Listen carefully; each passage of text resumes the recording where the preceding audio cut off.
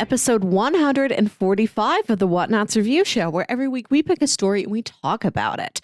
This could be a movie, TV series, anime, manga, comic book, audio drama, all kinds of entertainment. We watch it, read it, listen to it, and then we come back here to discuss it. My name is Melissa Wilkinson, and I am joined, as always, by Kyle Springer. Yeah, good morning. Good morning. How's your Sunday morning been so far? It's been good. I got a nice coffee. I got a good stretch in. My body is pliable and ready to sit here for the next hour and a half. Wonderful. Strenuous activity. Absolutely. Sitting here podcasting. I'm doing okay. I woke up and my eye won't stop watering, and I don't know what's wrong with me. It's just doing its own thing. So no, it happens. I have very wet eyes. They'll just water a lot for remotely any stimuli at all. Yeah. Besides that, though, I'm doing good. I'm feeling okay. Had some waffles for breakfast, so I too am ready to start podcasting today. Full of waffle energy, day, I think. Yeah, indeed. What are we talking about today? Today we are talking about the Valiant comic Livewire.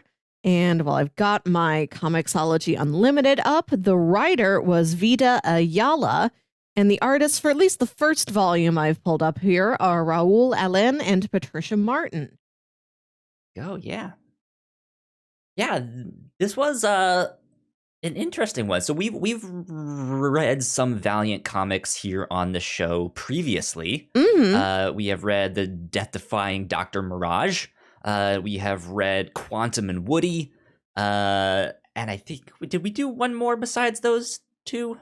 No, I think it's just them. We only did them?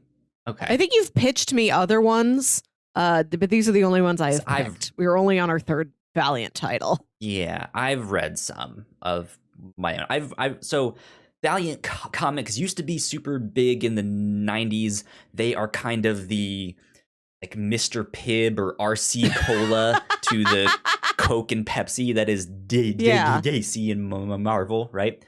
They have their own like superhero universe all shared, it's all in one big continuity, but they're a lot smaller. So if you want to read the entire universe, you can, because there's only like 8 books that they put out, whereas Marvel and DC, there's like 50 to 60 that they put out. So it's incredibly tough to read them all, right? And Valiant ended up going bankrupt and they disappeared for a while, and then they kind of came back at like 2011, 2012-ish. I don't remember the exact year. But they relaunched all of their comics, and they've been pretty damn good since then. And I've read like a good initial chunk of that stuff, of the entire thing there. And yeah, it's good. I highly recommend people checking them out. They're a lot of fun. Yeah, and every time I go back to the Valiant universe, I'm surprised that I can't see anything that connects it to the last title I've read. Like, if you didn't tell me Quantum and Woody and Dr. Mirage and Livewire are all in the same universe, I wouldn't be able to tell. Yeah, so we've read a few things on the fringe, if that makes sense. Whereas like Livewire, I think, is the first one that we have read that is like, this is one of the main characters. Okay. They mention a lot of things and people that are like in the big story, if that makes sense. Because I guess now that we've read these 3 volumes of this solo series, what did you think? I felt like I haven't read some of the stuff that they were referencing, like the immediate stuff, but I felt like I could follow along. Like, I knew who the characters were, and I knew like all of this stuff. What did you think? Yeah, it was less of a standalone story than I thought. And I think the narrative does a good job of providing you all the basic facts that you need to understand the story. but I did feel like I was Yeah. missing a lot of context and like situational details. Like this is a story very much about big ethical questions. Are the sacrifices you make to reach this goal worth it? And like Yeah. it's posing these questions. I'm like, I don't know how to parse these because I feel like there's so much context that I am missing. I don't really know where to plant my feet in all of these big soul searching questions. Indeed. Yeah, I ended up liking the book just fine, but yeah, I think if you're going into this for like, hey, I've never read something from the Valiant universe, this might not be the one. It's okay. I think you can do it in that sense. They give you enough to be like, okay, this is a character dealing with things she has done in her past, and is now dealing with the fallout and the aftermath of that and how that is affecting her and the people around her. So if you haven't read the story that was directly before this, which I'm not even sure exactly what one that I think they mentioned it was called like Harbingers. Well, yeah, so that's where she makes her first appearance, and she goes through some stuff in there. I'll dive into a little bit more of her history once we're in spoilers and stuff like that, but it's enough where you can kind of take it at face value and be like, okay, I understand the character's going through some stuff, right? But it's not the best of like, oh, this is who Livewire is. I'm starting from square one. Now I understand her. It's not exactly the best for that, but still good. I think personally I enjoyed volume 2 the most. Volume 1 I felt was kind of generic. Volume 1 is the trickiest because she has a fight with this person who is like an old family member of hers in that they were part of family, yeah, they were under the same psiot program. Psiots, you explained to me, are like the mutants, like the X-Men mutants of the Valiant universe, and I was able to that helped me out a bit. Like, just think about it like X-Men. That works. It's a good way to go into it. That gives you enough of a basis to stand on. Like, she's having this huge climactic face-off against this person who I've never seen before. So I was able to follow the story, but I'm like, I know I'm getting 10% of the emotional fallout of what these events are. Yeah. Volume 1 just like in terms of like superhero stories, it just felt like a generic like, hey, let's get things started. Volume 2 I really enjoyed. I thought that was wonderful. I think it's the most complex. Yes, absolutely. And then volume 3 I liked, but it just wasn't really for me. It was still better than volume 1 in my opinion, just of how complex the story was there and what was going on. But yeah, just not really a story I was interested in.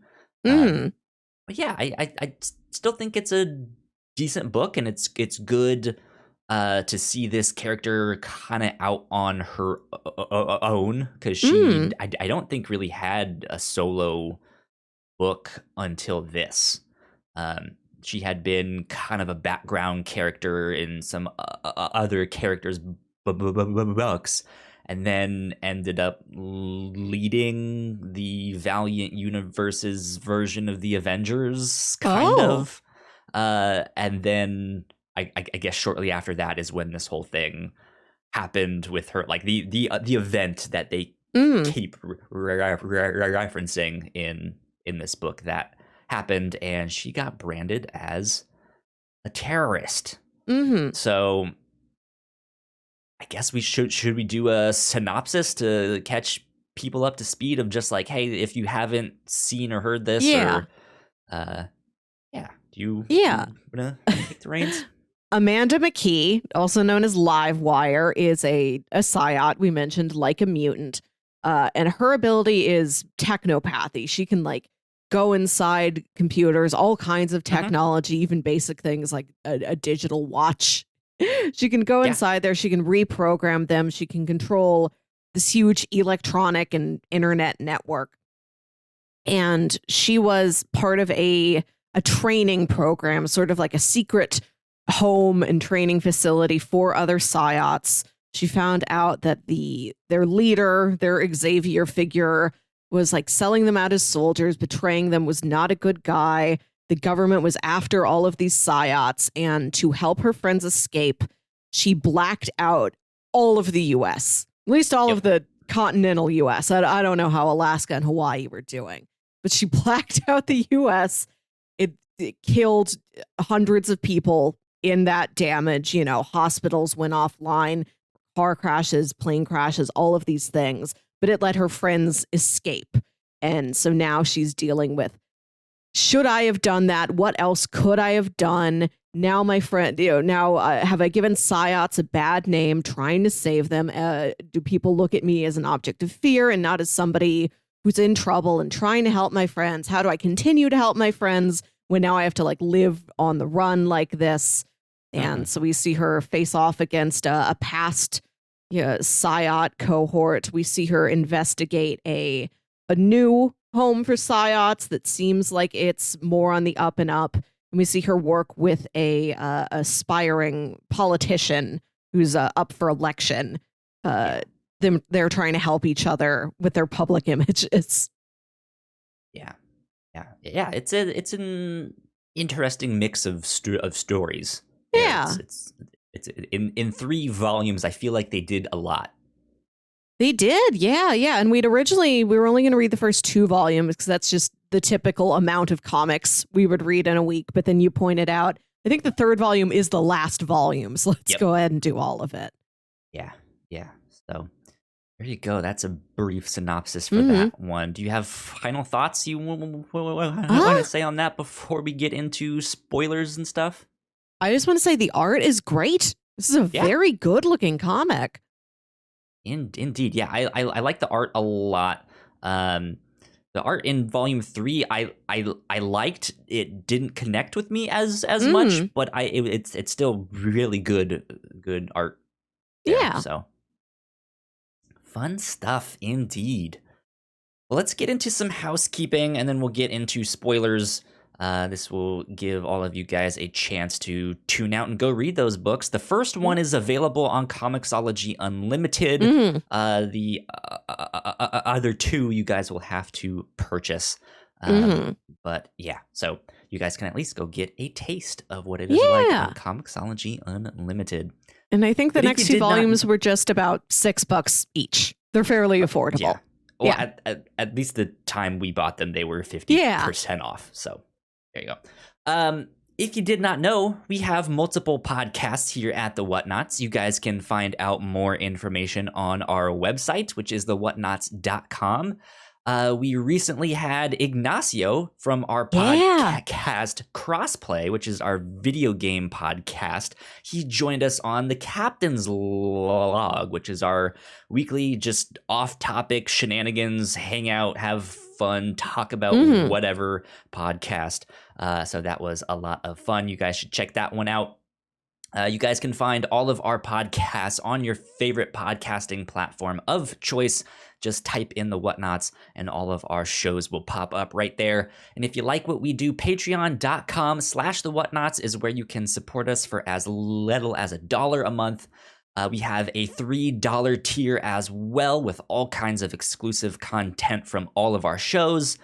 We would like to give a big shout out to our Patreon supporters at the $5 tiers. So thank you, Sam. We love you a lot. Thanks for helping out. It means a ton to us. If you guys also want to support us on Twitch, you guys can do so. You guys can subscribe to our channel, which is twitch.tv/the Whatnauts. We stream each Wednesday night, usually around 6:30 or 7 p.m. Eastern time, streaming some video games and stuff like that. And then Friday nights, we stream the Captain's Log. And I think I might actually start streaming Sunday nights on that channel just by myself. Just having fun. Mm-hmm. I don't know. We'll see. That's like my 2021 challenge for myself / goal is just like do more streaming. Have fun with that stuff. So there you go. But yeah, you guys can subscribe to our Twitch channel for, I think it's $4.99 a month for a tier 1 subscription. But if you have Amazon Prime, you also have a free Twitch Prime subscription to give out to whomever you would like. You guys just have to link your accounts, which is super simple, and then you can give that to whoever. And we would like that to be us if you guys think that we're cool enough. Hopefully we are. But we hope so. We aspire to be cool. Yeah, one day we'll be cool, right? I don't know who's the governing body that decides cool. I suppose it's Fonzie. Still the coolest man anybody's ever known. He'll bestow an A upon us. There you go. A for effort. Yeah, there you go. I think house has been kept, all of that stuff. So let's get into spoilers. Mm-hmm. Here we are in spoiler land. Mm-hmm. All right, Melissa. Yes. Do you have questions of like what's happening? Who is this? What's going on? Because I know a little bit more about what's been happening in there. So what was, if anything, what were you confused on? It took me a little while to figure out how a psiot was a psiot, because it seemed like it could be in you, like genetically in you, like since you were born, kind of like an X-Men, but you needed another psiot to activate you. And I wasn't clear on exactly how that happened, because that's something that some of the public is angry at psiots for activating another psiot. Sometimes, without them knowing, without them agreeing to, yes, superpowers for me now, please. Yeah, so psiots have been around for quite a while. I'm a little bit fuzzy on exactly how they got started and stuff like that. If it was, I don't remember if it was just like a natural mutation or if it was some science thing that happened. But yes, they don't have, like, they are still human, right? They're not like a different species, but whereas mutants in the Marvel universe can kind of manifest on their own, maybe in time or with puberty or stuff like this. In the Valiant universe, they need some kind of triggering event or some kind, like they need to be activated by someone else who knows how to activate them. And so it's not something that will necessarily manifest. You might have certain powers, but you'll never know it unless you've been activated, right? And they keep mentioning a name, Toyo Harada. In this book, he is. So one of the things that I personally really like about the Valiant universe is that they don't have like a 1-to-1 comparison of like, oh, this guy is just Batman. It's always something else of like, what if Batman was mixed with Green Lantern? That, that's who their stuff is. So Toyo Harada is kind of like Tony Stark, or like, what if Tony Stark, Iron Man, was actually a mutant, and so therefore was the Professor Xavier of them, but he's actually a bad guy and has the like ideology of Magneto. Okay. If that makes sense. So he's like this super rich billionaire capitalist, but is also a psiot and a super powerful one, but he also believes in their superiority of like, we are the next step, we are better than regular humans. And for a long, long time, no one knew that he was a psiot, except for his like smaller inner circle and the students in his Harbinger Foundation. and he, used all his powers to activate them and raise them up and stuff like that. And Livewire was his number 2, like his second in command. But that's the thing, like, he wasn't really outwardly a villain. Like a lot of them didn't know. And some of the psiots ended up escaping. Like there is like one or two panels where they do mention like you have to have another psiot to activate you, and there was this rogue psiot who was going. That kid's name was Peter Stanchek. I don't remember his psiot name off the top of my head, but he's also like a super powerful psiot. He has his own book, and yeah, like they are kind of like the X-Men of this stuff. They escape the Harbinger Foundation and then start activating psiots on their own and start to fight back against Toyo Harada. Valiant also does a really, really interesting thing where just because I said they are kind of like the X-Men doesn't necessarily mean they're the good guys. Like they are being reckless. Peter Stanchek is not really a great guy. He's done some things that were very bad. And so there's just like everyone has a gray area, right? But in that whole mess, that's when we start to see a little bit more of Livewire and how powerful she is and stuff like that. But her full potential didn't really get unlocked until she put on this set of alien armor that unlocked her full potential. That's not mentioned in the book I couldn't tell that was going on. Yeah, no. She was strong, but there's another character, Exo Manowar, which is basically what if Thor was Iron Man? Okay. Like, what if he's this ancient Visigoth warrior that was abducted by aliens, and then he stole their, like, holy suit of armor, and it bonded with him, and he came back to Earth. But by the time he got back to Earth, it was, like, modern day times.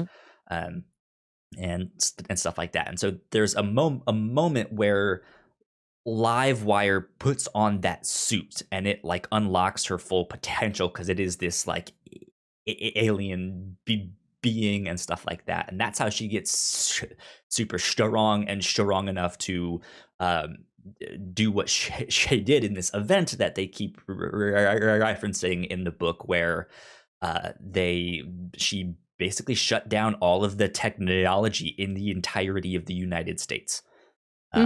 And so she's now dealing with that and what that means of like, she did it for good reasons, but in the chaos that it caused, a lot of people died. And it caused a lot of fear and violence and stuff like that. So like we said at the start, she's now been labeled as a terrorist. And even some of her own teammates, she keeps calling them her kids. It doesn't seem like they're that much younger than her. But the other people who are in this Harbinger training program, she seems like she's taken, especially being, I suppose, Harada's second in command, she takes responsibility for them. She has this big sisterly role to them. And one of them is so angry with her for doing what she did. He's like, yeah, I'm happy you wanted to keep us safe, but did you think about the consequences of your actions? When you knocked out all the power, some driver lost control of his car and killed my cousin. My cousin didn't deserve to die, to keep me safe. Yeah. So she's dealing with all of that stuff. I should say, though, that though she was Harada's second in command, it eventually came out that he actually was this big major villain, and then she left the whole thing. So she's not like, I'm still bad, I support Harada. So it seemed like there had been a huge falling out. Is he dead?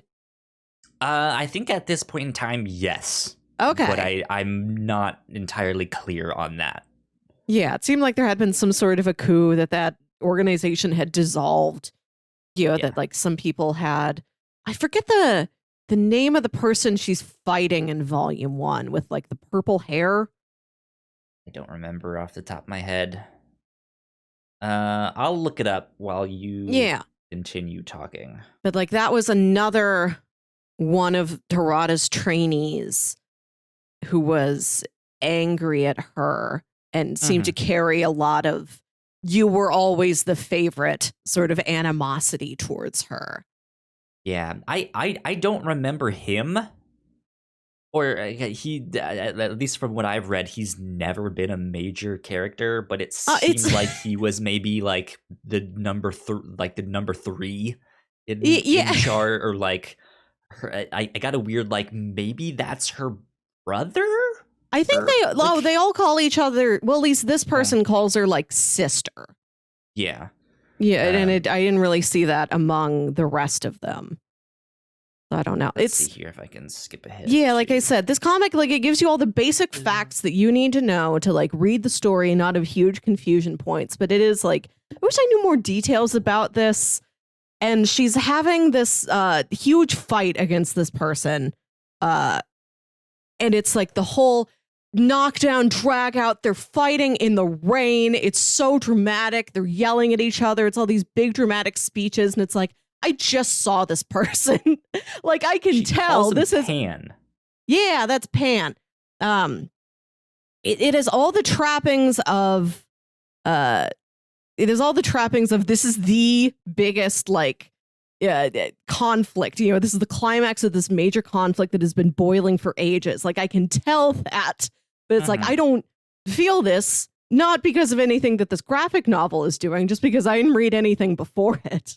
It was weird for me too in that sense, because I was like, I've read like a good chunk of all of this stuff. I've never heard of this guy. I've maybe seen him in a couple panels and pages. Maybe he said some things, but it's just like he's someone in the background, and I don't know. Yeah, and like you see this person sneaking around for a long time, and also like they don't get pronouns until like 2 pages before they're dead. So it's like, oh, that was a they. I know this now. I should have had this information when this character was first introduced. But I suppose nobody is talking about the person just sneaking around on the edges and like tracking Livewire. Yeah. But yeah, I could tell this is a story with like a lot of very rich background, very rich characters. I was very interested in all of them. Like, I liked her 3 friends. Like the 3 main kids. There's the girl Nikki, I think, who like can talk to birds and like has wings on her back in like one panel, which you see after you learn that she can talk to birds. It's like, oh, she's a whole bird thing going on, and she sends the birds as like messengers. And hey, I missed you. I sent her birds named Cagney and Lacey, which I appreciated. It's like, I'll send Cagney over to like check on you. Give her a piece of bread. She'll fly back to me, sort of communicate to me that you're doing okay. Yeah. The end of the book, where I believe it was Cagney comes with the note, and she's like, she wants the good pastries this time, so don't and just like, oh, okay, well, I have to feed this bird now. I was expecting it's her. I think the other people, I think it's Jay might be the 3rd one, and then there's like an Avi or an Ari. I don't remember. Yeah, I'm not super familiar with them. They're characters that I haven't read yet. Yeah, they seem like they were going to be, like they're not totally friends with her at this point because of what she's done, because of the tension there, because she has to live on the run now. But like that, they are, the 3 of them at least, are Livewire's best friends. So I thought there would be more scenes of her like checking on them. Maybe she like really gets herself painted into a corner and just to reach out to them for help. Now they're in volume 1, and they're in like the kind of epilogue of volume 3, and they disappear for a while in the middle. There's more interesting characters introduced in between then. this was a story that had a lot going on. I'm like, I would be fine if we just spent 3 volumes on the stuff you gave me in the first 2 issues. That's enough there. Yeah, like I think this book moved very fast. They get a lot done. I don't necessarily think it was too fast. Like I didn't feel like they were glossing over stuff, but they gave me enough to understand and to like. Yeah, I felt like I had everything that I needed, which is always a good sign, right? That they can. Yeah. Cool, I got it. You can move on. You know. Yeah, I think the book was pretty well paced. Agreed indeed. Did you have anything else you might have been confused on? I don't know. About how many psiots are there? There's quite how large? A bit. Okay, so I was wondering. It's one of those things. There was a lot of them that were activated through the Harbinger Foundation. I would say at least a couple hundred. Okay. And then Peter Stanchek and his crew started activating people. I don't know how many people they got. Maybe another 100. So there's a good amount, but it's not large enough to really be like, they're everywhere. Oh my God. Right. Okay. But it's not that they have interesting powers and stuff. Cause it can be something like they can control all technology or stuff like that. There's another one. There's this young girl who has the ability to turn into different cartoon creatures. What? And it's not like she turns into like a live, like realistic version of Wile E. Coyote. She turns into the cartoon representation. Wow. Of that thing. Yeah. So they do stuff like that. There's another guy on Peter Stanchek's crew who is this like handicap guy who has this like mental projection of what he wants to be, and he's this like real big strong dude, and he just he keeps up that the entire time. So he looks like he's big and buff. But when the very few times he lets that projection down, he's this like smaller, more frail character. If you've seen the comic book Faith, yes, she is on Peter Stanchek's crew. She was in the Harbinger Foundation and was like right there at the scene when he starts to make his escape, and she gets activated like right as he's making his escape, and she's just like, I don't know what I'm doing here, but I'm saving you because I'm finally a superhero now, so I'm gonna be a superhero. And yeah, so that there's also like they can fly, they can turn into things, they can control this and that, and all sorts of stuff. So yeah. Okay. Cool powers. Yeah. They're not that the numbers would make a huge difference, but when they're talking about how Livewire shut down America to help her friends escape, I was like, how many people is that exactly? Like, there's X 100 versus X 100 isn't going to make what she did any better or worse. But I was curious about having that context, because at one point in volume 3, somebody mentions that the blackout killed like 196 people in LA alone, which is wild. I would say there's probably a good few thousand of them.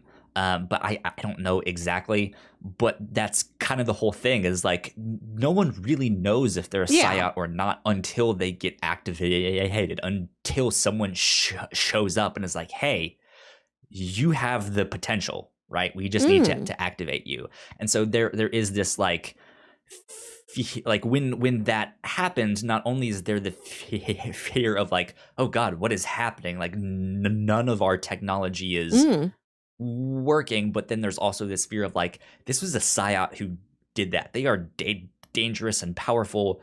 What if my neighbor is one, right? It's the whole Red Scare of like, well, he was acting suspicious the other day, you know. It's like, no, I just used a phone booth. I was mowing my lawn, Jim.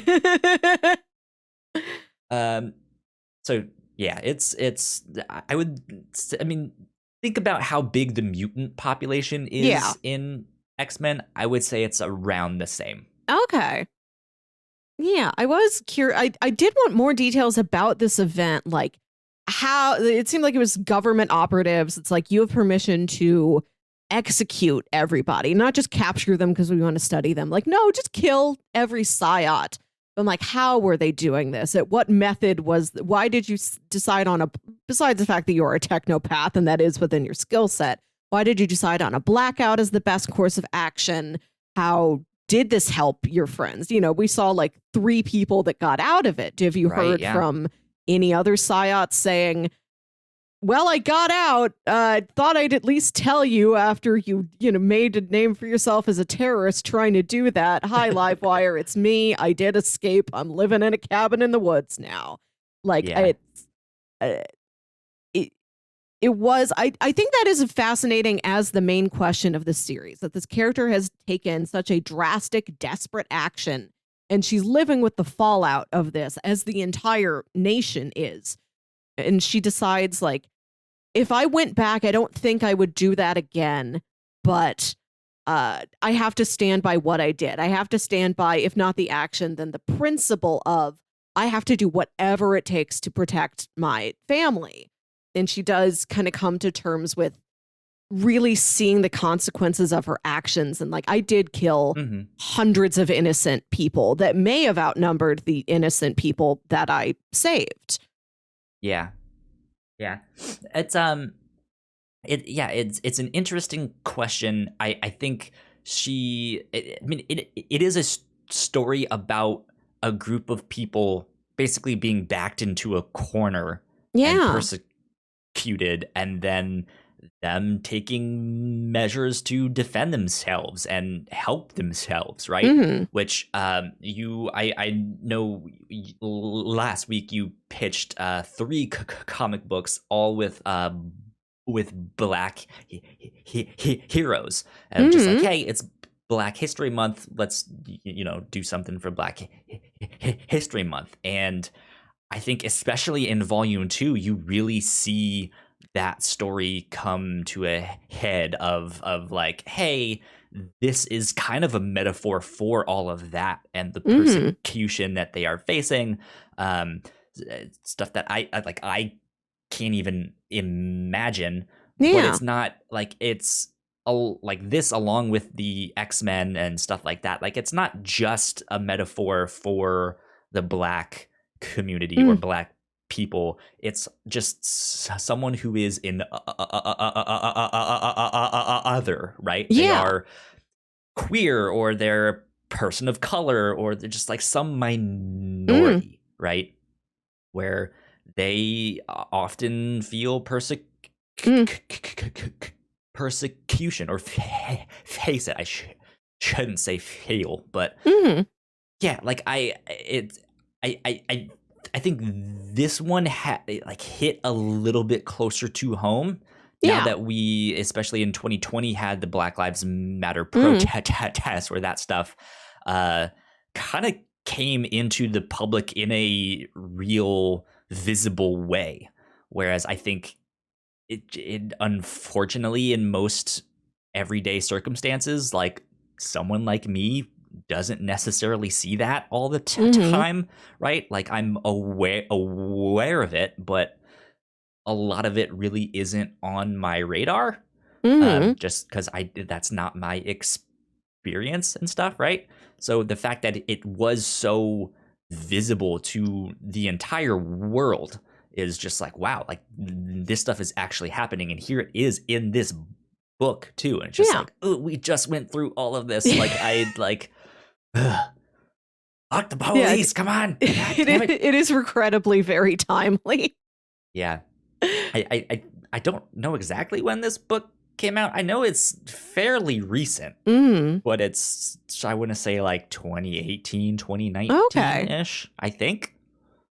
I don't know. But Yeah, and one thing that the second volume has when she comes across this sort of home for psiots is that this home doesn't only take in psiots. They're like, we'll take in any kid who needs a home like this, any place who, any kid who's like run away from their family or whose family kicked them out, like any kid who needs this kind of support, this kind of structure in their life. We'll take all of them in, and they're all a community with each other together. And I thought that was this is a book about bad consequences of good actions, but with that psiot home, as sinister as it may have been, I looked at all those kids and they're like, they look happy. They look like they all get along with each other, and they may be part of a larger ominous thing, but in their everyday life, it's like they've formed a little community with each other.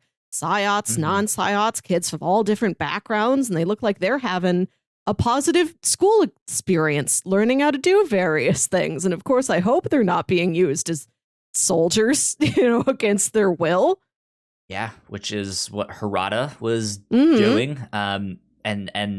Like they're being trained, which is a good thing, to control your powers and stuff like that. But then, like we do find out that this facility is basically this facade for this government-run program that used to be the ones hunting and killing them. Now it's like, what if we can train them and use them?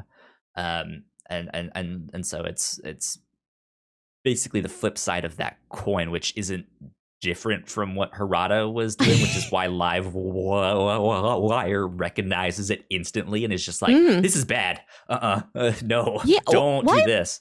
I liked how gray that book was, how she's, she is hired by these parents to say, we can't find our daughter. We don't know where our daughter is. We think that this house that, it's like the psiot education training program. They've got some acronym. We think that this home has taken her. And then Livewire tracks it down, goes to investigate. And they're like, no, every kid is here voluntarily.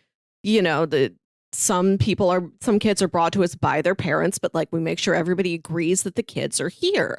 And the girl Phoebe, they're like, she may not have told her parents that she's here, but we didn't take her. She's here voluntarily, and it seems like that is true. And they may be not representing themselves completely truthfully, but that part seems like it was. Like, yeah, the kids volunteer to be here. We don't kidnap anybody and force them into the program. Yeah. And there is, like back there, like this program is like being funded by an organization that has been villainous against psiots in the past. But it seems like that's something that like the headmistress has connections to. But then you find out that it seems like her second in command, that like bodyguard figure, she didn't know anything about this. So some people here may be sinister, but not everybody is. Like there are people in this program who are really trying to do something good, and it might not be the best thing and it may be misguided, but like Jada's really trying to be a positive mentor for these kids and to get them to thrive in the environment that they're now in. Yeah, that's something that the Valiant universe does really, really well, of just like, let's make this like gray, where there is some good, there is some bad. How does a hero deal with that, right? Because the world isn't necessarily black and white of like, this is good, this is evil, it's like, well, they're doing some good. Like maybe you're on to something, but you're going about this in a way that's just like, you're being funded by the wrong people. Like, you're the one in charge actually has some nefarious stuff there. Whoops, my camera just froze on the thing. There we go. We're back. Okay, cool. Okay. But yeah, like that's something that I really admire about the Valiant universe, because it really does make for some interesting stories of like how do you deal with this? Because she thought the facility was bad, right away, but she wasn't there to shut it down initially. Like, she was only there to get this one person out, and then realized, well, while I'm here, like, I shouldn't leave these other psiots in this bad place. I'm gonna break them out and stuff like that. But then, yeah, we learn, well, they're all here voluntarily, or they're so it just, yeah, it's hard to know what to do in situations like that. And especially as a reader, I'm like, is this going to turn out to be a story where, of course, given her background, Livewire's suspicions are completely understandable, but is she going to come to figure out, oh, this place is better than I thought it was? Like, is this also going to be a story about her learning to use her suspicions, use skepticism and user experience wisely, and to like learn to, like with this blackout, like she's thinking about protecting her friends.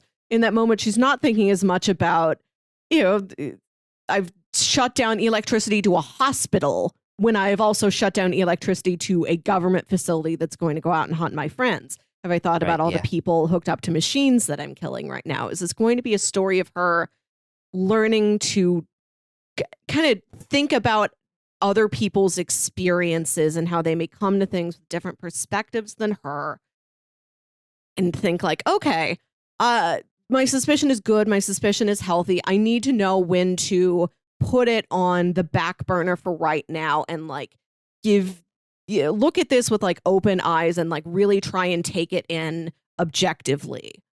Yeah, or at least to be like, hey, I've learned from my experiences in the past. How do I help a situation like this to do it correctly? Yeah. So yeah, it's a good book. I really liked Volume 2. It was really good. Yeah, I like how you keep going back and forth with trying to figure out exactly what the story is here. It seems like maybe nobody's exactly on the right side of anything. But like, I like that nobody was really evil in that book. Like, I look at that headmistress, I'm like, she's ominous, but I've seen situations like this that are far worse. And not that should be a winning quality. Like, this is just better than the last underground secret soldier school I've read about in a superhero book. But like, seems like she was trying to create a good environment for those kids, at least for the time being. I'm like, well, I got to give you props for that. At least they have a harmonious community with each other. Those kids do. And that's hard to do. Yeah. Something else that I should add kind of about the psiots and the Valiant universe in general is that you usually see, I think they have to be within a certain age range to be activated. So I think they're mostly activated when they're young, when they are kids. And so that's something you see often in the Valiant universe, is like these groups of young kids that just went through this invasive procedure to have themselves be activated and then be scared and not know what to do next, or they now have these powers and they don't know how to control them and stuff like that. And so that's why you start to see things like the Harbinger Foundation or this psiot training thing. I forget what the name is that we saw. Like you see things like that. And then just kind of for your own information, just FYI, Valiant Comics put out their first movie, Bloodshot. Oh yeah. Right at the start of quarantine. It was like a year ago. Yeah, it was in theaters for like 2 or 3 weeks, and then it switched on demand. Right. Yeah. Bloodshot is a character that was created by Project Rising Spirit that Toya Harada has basically had this long war with for a long time. Bloodshot was initially created as a super soldier against psiots. So he is like the psiot killer. But when there's like an event book where it's basically Bloodshot versus the Harbinger Foundation, except he's no longer, like, he's going against his programming because he's escaped and be like, I don't know what my memories are. I need to get back at the people who did this to me and stuff like that. And so he's exploring all of that space, and in doing so comes into contact with all of these psiots and stuff like that. But they have been told from like day one that there is this boogeyman out there that is out to get you. He's out to kill you. He is unstoppable. Like, don't mess with him. If you see him, run. He's like super pale white. He has this big red dot on his chest. Like, run from him. And he gets there, and they're all scared. And they're like, it's the boogeyman. Like, run away. And he's just like, I don't know what's going on. Who am I? What's happening? But yeah, it's interesting. So I just thought I would mention that. Like, that's a little bit more about how it all connects. Okay. Like, he was meant to be the thing to like fight against the psiots. Oh, huh. So interesting. What did you think about? Talk a little bit more about Volume 3? Yeah, Volume 3 was. I appreciated it because this was an angle I wasn't expecting, and I don't know if it's the most exciting as the finale to this story, to the end, to be the third of 3 volumes. Yeah. But it's an angle I haven't really seen before, where she's approached by this politician who's like, you have an image problem. We can help you out with this. Like, that's half of the battle you're going to be fighting, is to get people to look at you differently. They're like, you're going to need to do interviews and things like that. We're going to put you on a talk show. And it is like, you should go out there, you should speak for yourself. You know, like, they're supporting her cause, but also like, you have to think about this the way you have to look at yourself like you're a politician, like us, sort of like trying to win people over. We can help each other like this. Yeah, you've done this terrible thing. Yeah. You've been branded as a terrorist. We know you want to get over that. Like, we know you were trying to do the right thing, but yeah, you have a PR problem. Right. Let's fix that. Right. Yeah. Which I don't know if it's, like you said, it's odd that this is where the story ends, but I guess it ends here because this politician she's working with, Wright is his name. Wright gets that done. He makes psiots no longer illegal. Like, he sort of he passes a bill or something. He sues the U.S. government for attempting to kill all the psiots, and he wins. Yeah. So like, from a social standpoint, you know, we don't know how it seems like things are better, but at least from a legal standpoint, it's like, well, if they try and kill us again, they'll be persecuted for that. At least we have this on our side. It is not legal to kill us anymore. Yeah, or at least not to do it with such like wanton disregard. Just like, just kill them all, you know, go for it. Yeah. Like, that's not going to be a problem anymore, which is that's a fitting end to the story, I suppose. Yeah. Oh, yeah, like it's definitely an interest. Like, you'll see superheroes come up against politics every so often, whether they're dealing with a corrupt politician or stuff like that. But yeah, I don't think I've seen one where they kind of take how the game is played, so to speak, of like, politics absolutely has this like chess to it, right? Where it's like, okay, I move here, I might sacrifice this thing, but I'll go over here and do that thing, you know.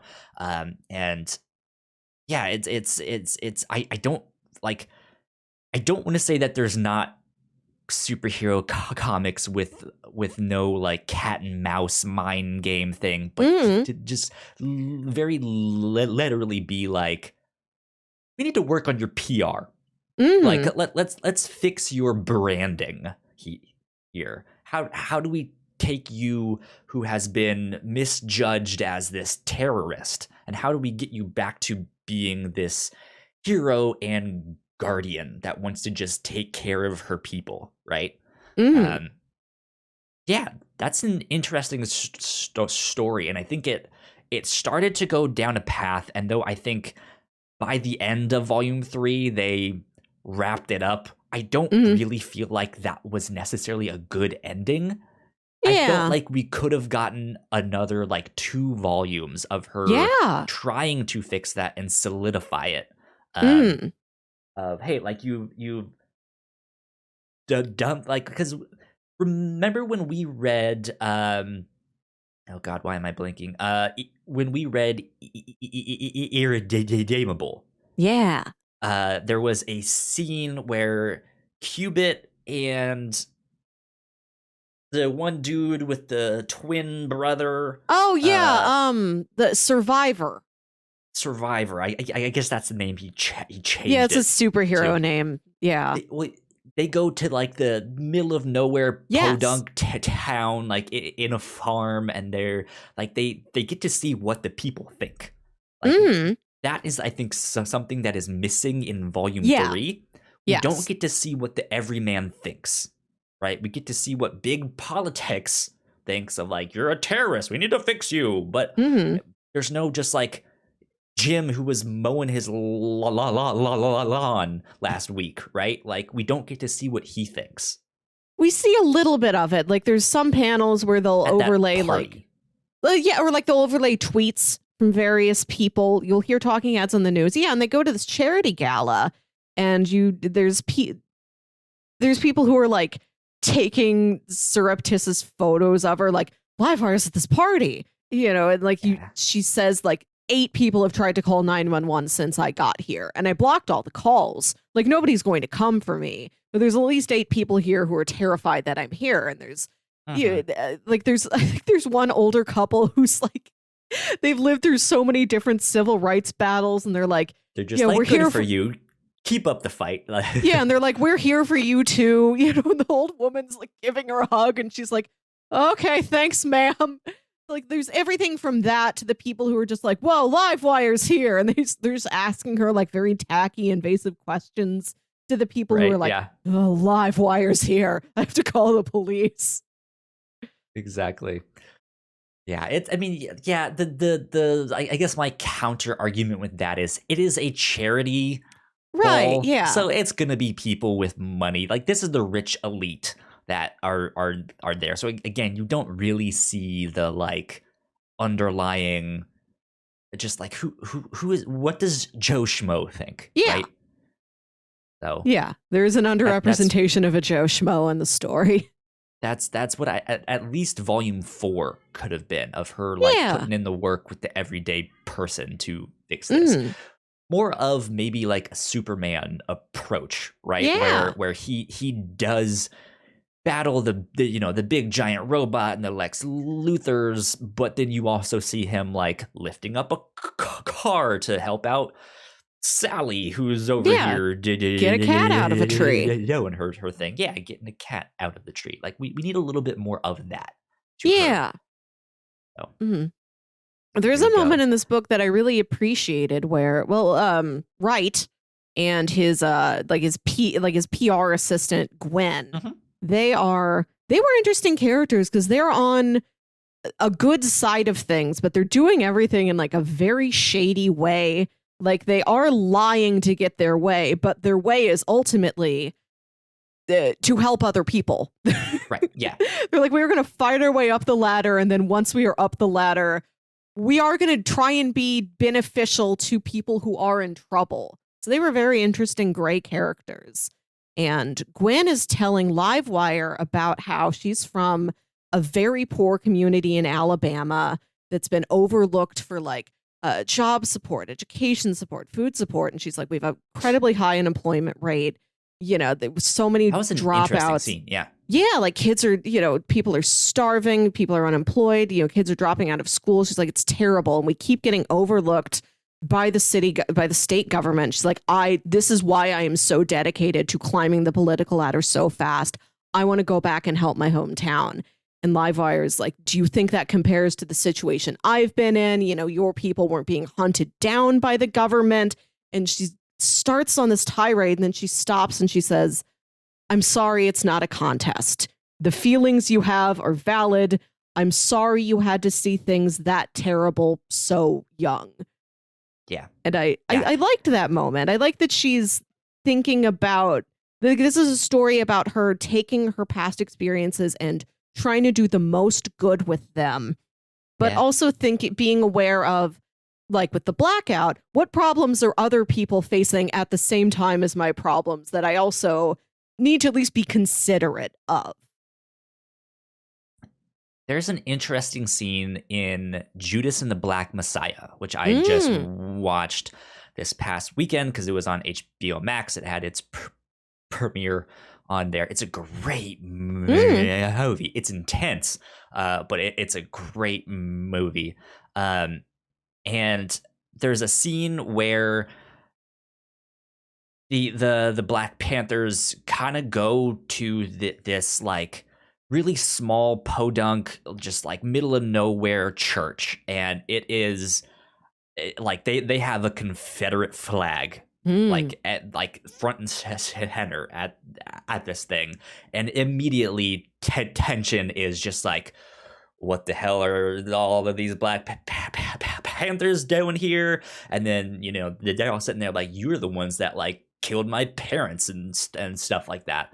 And like there's just this immediate like just thick tension. But the leader of the Black Panthers like very quickly disarms it to be like, hey, our experiences might be different. We might have faced certain things that you guys don't know or that you guys perpetrated. However, you guys are also facing certain hardships that we are also facing. That's what we want to change. Like, let's unite on that. And he, like, I'm not gonna be able to say what he said as well as he said it, but yeah, he basically found a way to unite them and like see past the inherent racism that was just like right there in that that was right there in that room. And it was just like, this is interesting. Like, how did he do that? Did this really happen? Like, I guess it's based on true events and stuff like that. So like, I was just like, wow, like this is interesting here. But yeah, that's what that scene reminded me of. Because yeah, I think Livewire has every right to be like, you don't know my experience. You're not persecuted in the same way that I have been. Like what you've gone through is nothing compared to it, but it's still just like, but you've still gone through some stuff, right? Yeah. And she's at least strong enough to be like, yeah, I recognize that. So let's leave it at that and let's help one another, you know? Yeah. And, you know, I think when it had the classic, we're not so different, you and I line, which maybe is inappropriate to say in that context, but I like that Livewire stops and says, maybe we're very different, but that doesn't mean one of our plights is more valuable or more important than the other ones. They're both very different. I respect that you are doing everything you can to protect your home community like I am, even if we're on very different paths from each other. Yeah, indeed. What did you think about the art in Volume 3? Because the art changed for Volume 3. Do you feel like the art like helped out there, or like changed the tone or anything with that book? Yeah, it is slightly more a little more cartoony, maybe. Yeah. Like, you know, it's like not thicker lines, broader expressions. Yeah, it's not like caricature level, but you're right. It is just a little bit more cartoony, which maybe was a conscious decision when dealing with politics, right? Which is this like, it's a little more cartoonish because it's politics. Yeah. But like, I guess that's not going super deep into why they picked that, but yeah, and it is less. I can see them making that. There's less action in that volume. You know, it is more talking heads in that volume. I don't know. It worked for me. I really appreciated the art in this whole series. I loved all the character designs. Like, there's so many very cool haircuts and outfits everybody has. There's so many great style icons in these 3 volumes that we are treated to. Oh, yeah. Yeah, it looks great. I like the visualization of Livewire virtually hacking into somewhere, and how, when she's created these like duplicate programs to sort of investigate things, it's like there's 3 live wires walking around this like digital wireframe building that represents the government agency she's trying to hack into. Mm-hmm. I liked how often the story just used fairly simple panel layouts, and it was able to do a lot with them. Yeah.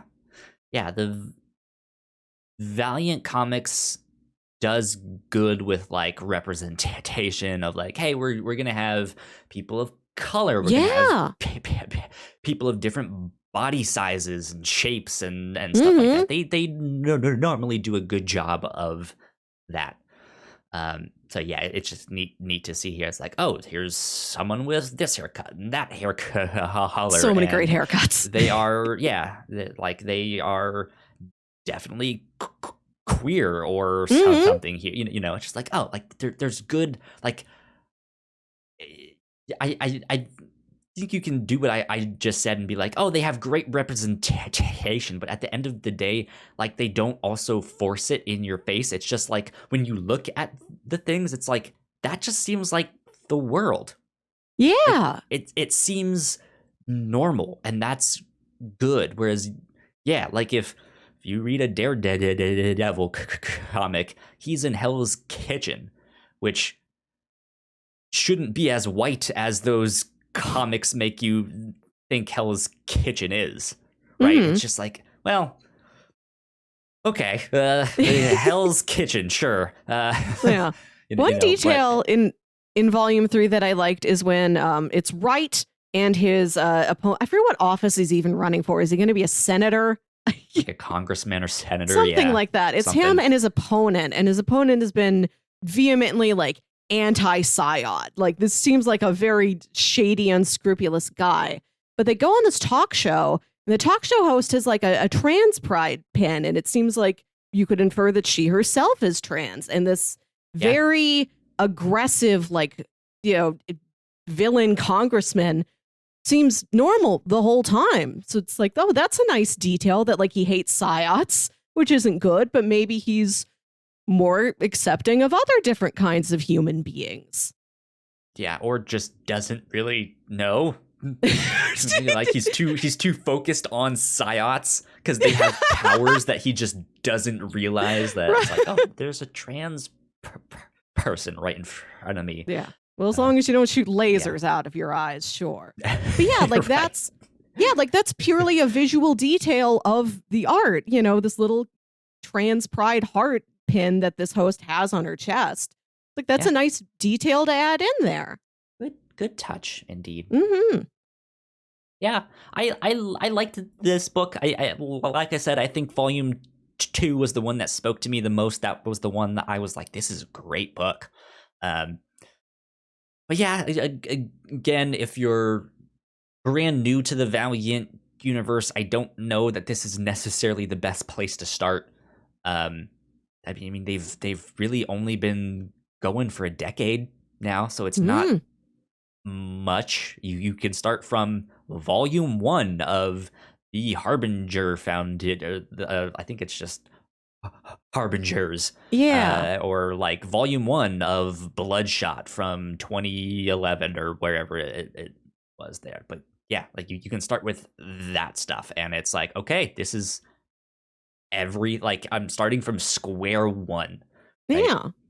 So yeah, I've been impressed with the Valiant universe so far. I've really liked the 3 comics we've read, and they all feel very different from each other.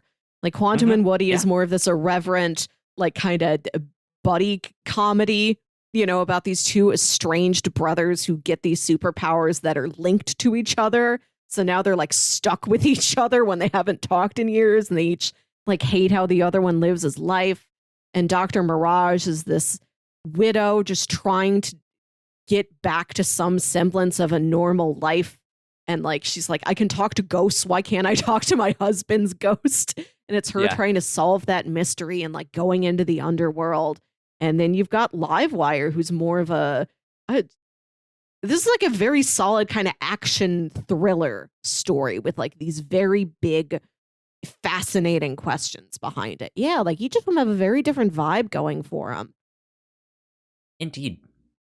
Do you want to get on to recommendations? Sure. You mentioned it earlier. Last year we read all of the comic series Irredeemable, which is also about keeping yourself in check. Like Livewire talks a lot about how people can be so scared of her that she has to keep herself absolutely under control at all times. She's always thinking about, she starts to think about what are people going to think about what it is that I am doing?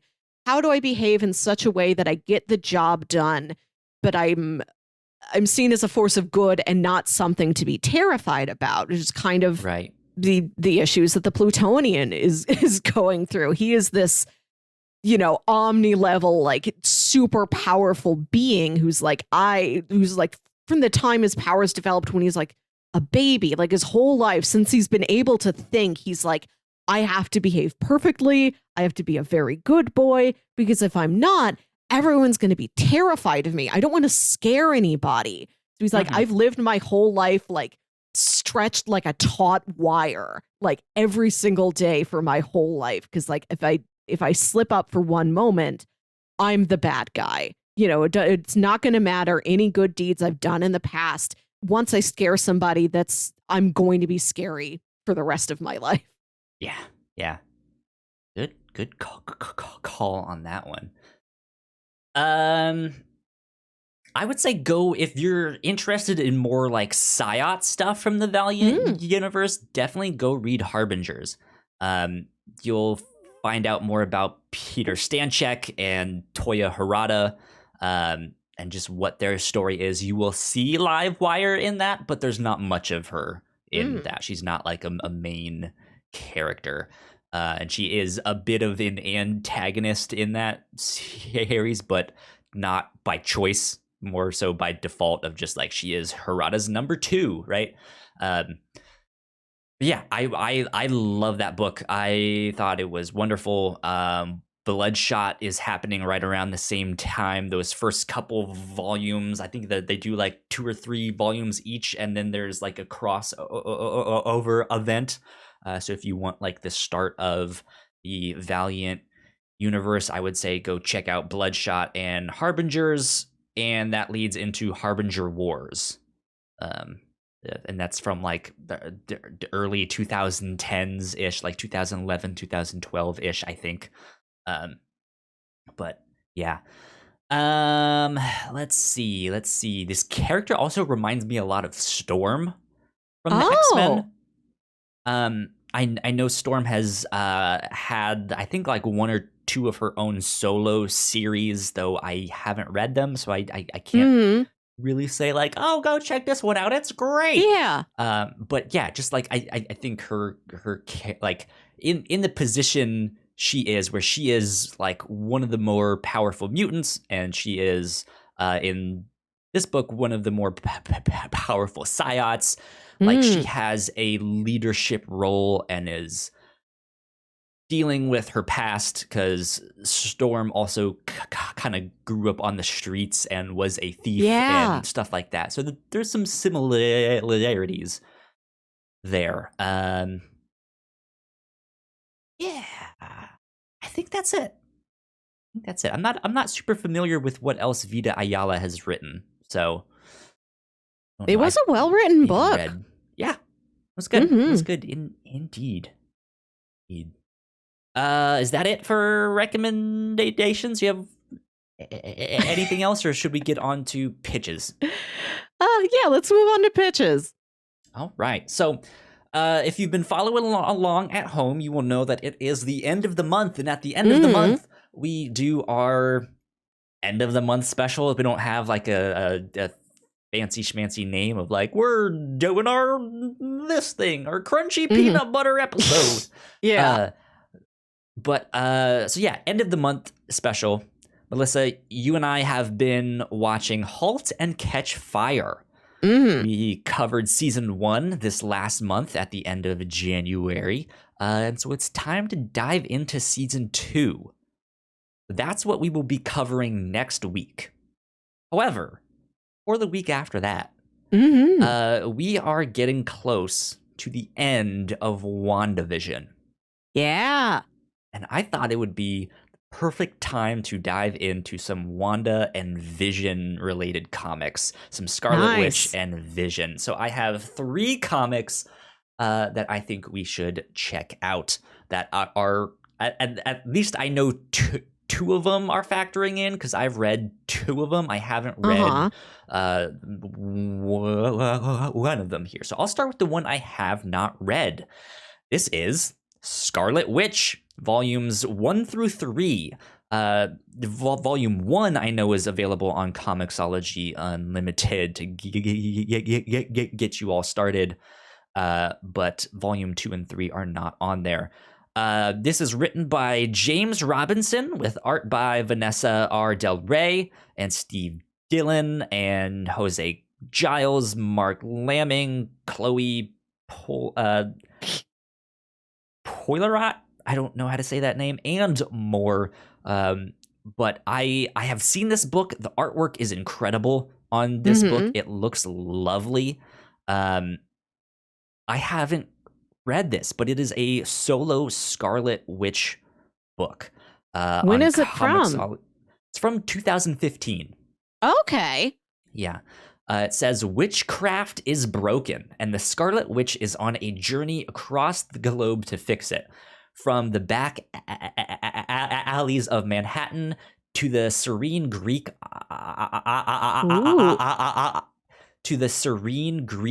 Isles, to the Irish countryside, the former Avenger will face myths and legends of ancient lore, cure curses, and discover there is even more to her complex family history than she knew. I'll stop there so we don't spoil the rest of it. It's another like solo series that only lasted, I think it was like 15 issues total. So I feel like we could read that for 2 weeks from now. So that's pitch number 1. Scarlet Witch by James Robinson.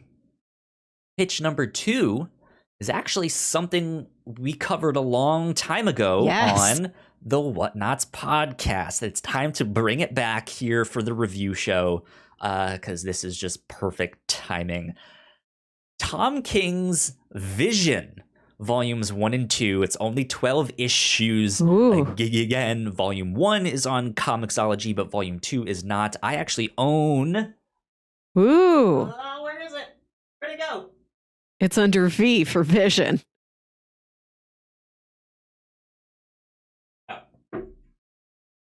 I was looking in the DC section. It's not, but I own Vision, volume 1 and 2. It's a nice hardback book. This is one of my favorite comics. It is wonderful. It's a great book. I like to describe it as what if the Vision, but Breaking Bad.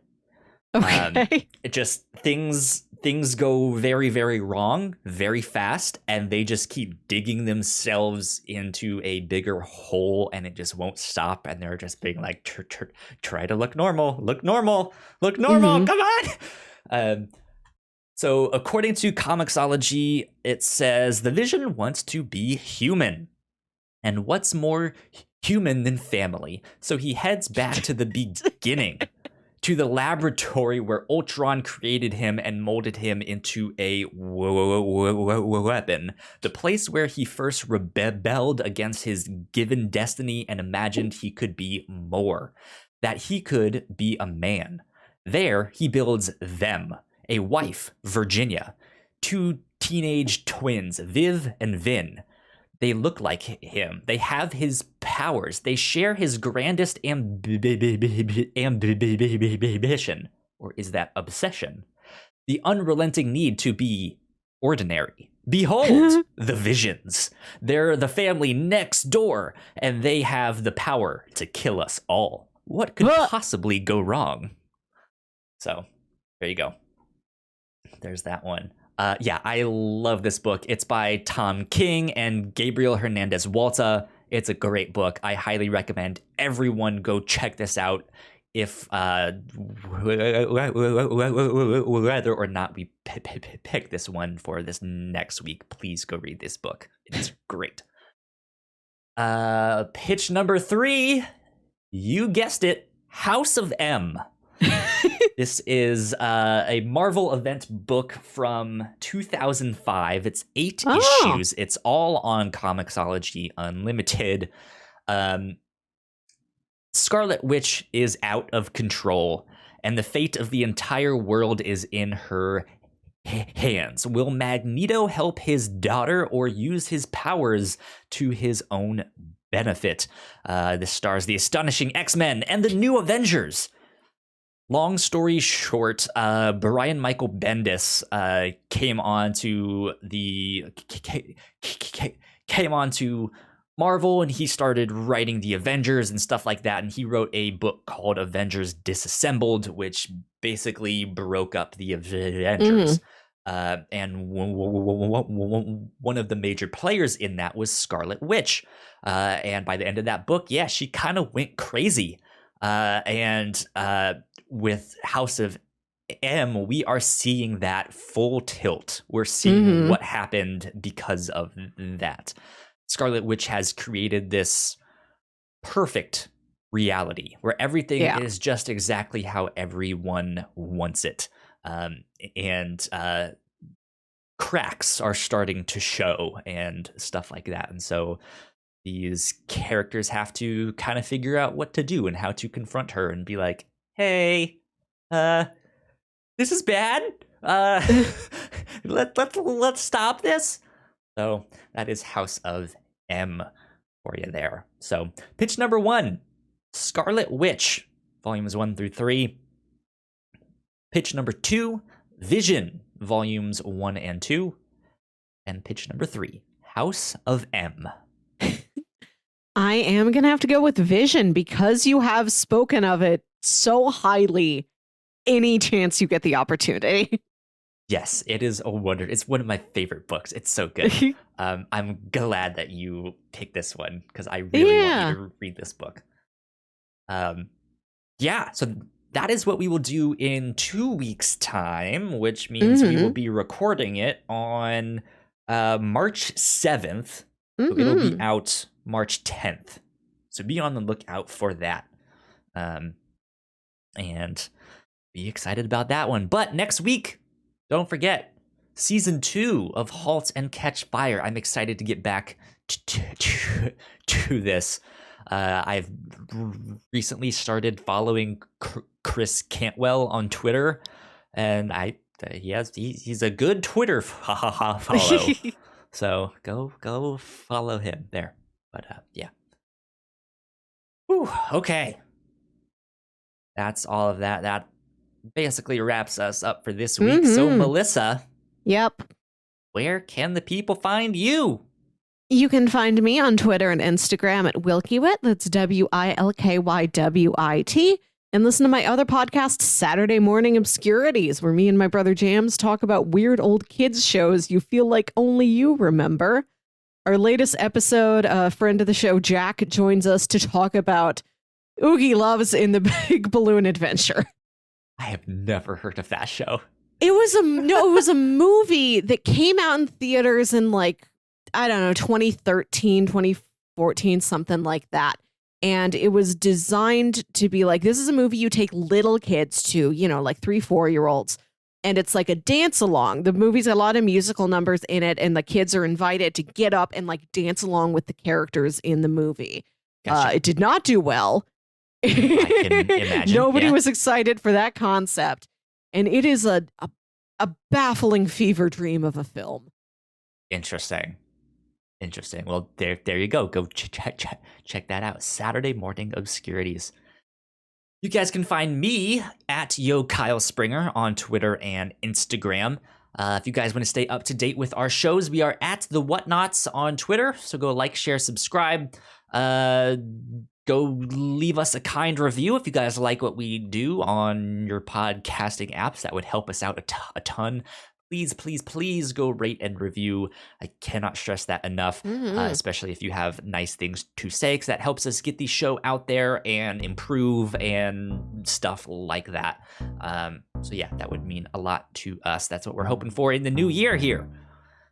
I guess that's about it, though. So this has been episode 145 of the Whatnauts review show. Thanks for checking it out, and we will see you all next time. Bye. Bye.